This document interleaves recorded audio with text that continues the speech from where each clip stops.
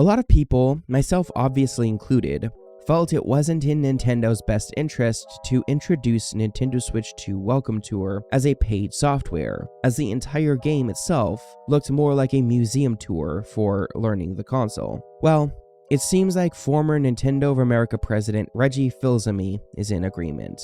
Reggie didn't directly call out Nintendo or Welcome Tour by name. Rather, he shared some clips from a 2-year-old interview with IGN, where he discussed the troubles he had with Japanese leadership, especially Shigeru Miyamoto, who didn't want to make Wii Sports a pack-in with the Wii.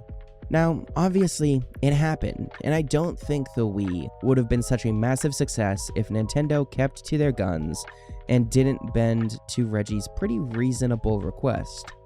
A game like Wii Sports was the perfect pack-in for a console so focused on being movement-based. It was seen as among the biggest games for the console because it showed what the Wii was capable of and was able to bridge the gap between generations, allowing pretty much anyone to have fun playing video games. Pack-in titles, especially free ones at the time, weren't really a thing that represented what a console could be. So it was kind of a novel idea that Nintendo did this, but it kind of makes sense that it was all Reggie. None of the Japanese leadership wanted to provide any sort of game to consumers free of charge. Odds are, Wii Sports wouldn't be this powerhouse of Nintendo's console identity if it wasn't a pack-in. Nintendo probably would have heavily pushed people toward Twilight Princess, and Wii Sports would have probably fallen to the wayside.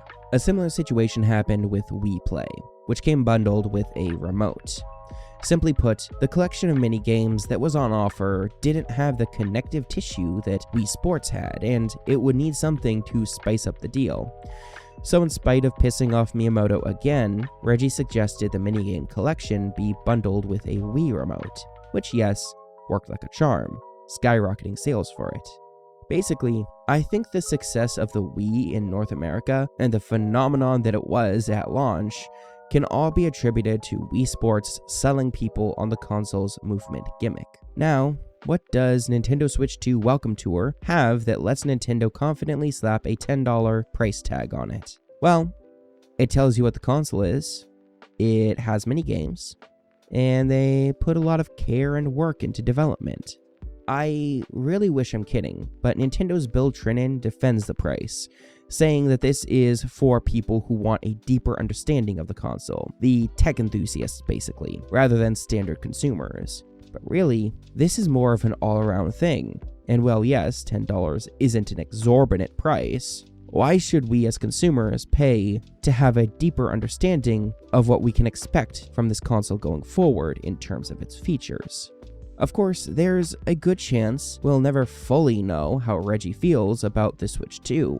Rather, this feels like him enlightening people that Nintendo isn't as kind as people think they are. I won't bother asking a third time, so I'll leave you with this. Will you fork over $10 for a museum tour of the console? Some of the secrets range from the unique features of the system to tiny details you might not notice until they're pointed out.